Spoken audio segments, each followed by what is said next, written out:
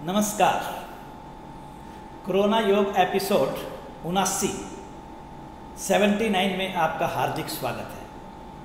आज हम जानेंगे एक विशेष सरल और बहुत प्रभावकारी आसन जिसे हम कहते हैं ताड़ासन।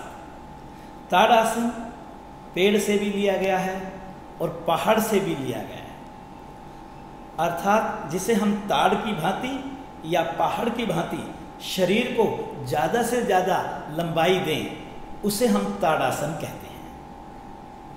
ताड़ासन बहुत प्रभावकारी है।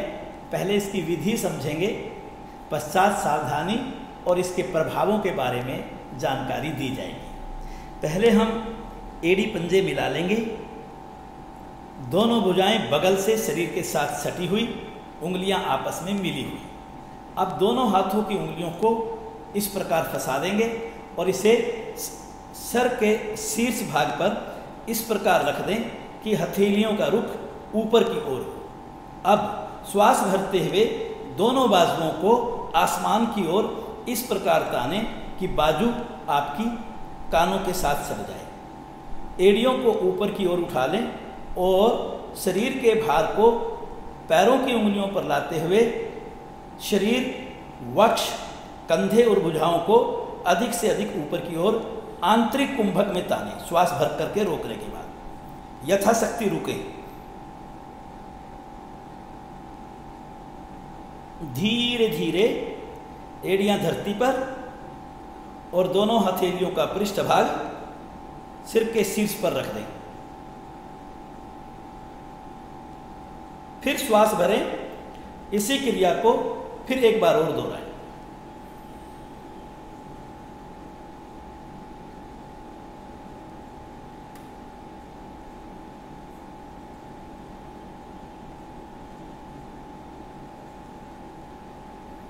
धीरे धीरे वापस आए।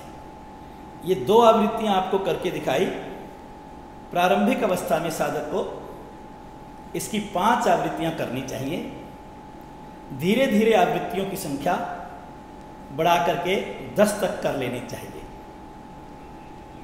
जब साधक अपनी साधना शुरू करता है, अर्थात साधक शुरू की अवस्था से गुजरता है, तो उसकी सजगता का जो स्थूल केंद्र है वो शरीर के खिंचाव पर और शरीर के संतुलन बनाने पर होना चाहिए। आप इसे रीढ़ के ऊपर भी इस सजगता को टिका सकते हैं। अंत तो गत्वा अंतरंग साधना की ओर बढ़ने के लिए सजगता का आध्यात्मिक केंद्र हमारा इसमें आज्ञा चक्र होना चाहिए। इसे को करते समय क्या सावधानी बरते साधक? अगर संतुलन नहीं बन रहा है तो प्रारंभिक अवस्था में पैरों में 3 इंच का गैप बना लें, तो आप देखेंगे कि आपका संतुलन बनने लगेगा। इसके साथ साथ प्रारंभिक अवस्था में संतुलन बनाने के लिए आप इस आसन को आंखें खोल के कर सकते हैं। आंखें खोल करके दृष्टि को किसी एक बिंदु पर टिका दें और अंत तक उसी बिंदु पर दृष्टि को टिका करके रखें। जब साधना पकने लगे तो एड़ी पंजे भी मिला लें और आंखें बंद करके फिर इसका अभ्यास करेंगे तो ये और अधिक प्रभावकारी होगा। आइए देखें इस आसन के लाभ क्या हैं। इस आसन के करने से हमारी रीढ़ के ऊपर, रीढ़ का ट्रैक्शन होता है, सारी गोटियां, वहाँ से निकलने वाला स्नायु तंत्र और उसके आसपास की मांसपेशियों पर इसका विशेष प्रभाव आता है। इस आसन के करने से उंगलियों में दर्द होना, पैरों की पंजों में दर्द होना, तलवे में दर्द होना, एड़ी में दर्द होना जैसे दोष ठीक होते हैं। टखने, घुटने, जंघाएं, कंधे बलिष्ठ बनते हैं। पाचन सुदृढ़ और निष्कासन सहज होता है। और जब आप ऊपर की ओर शरीर को खींचते हैं, वक्ष स्थल भी खींचता है, तो हमारे फेफड़े सक्षम बनते हैं। शरीर की समस्त मांसपेशियां इस आसन के करने से प्रभाव में आती हैं और चयापचय बढ़िया होने से हमारा स्वास्थ्य अच्छा बनता है।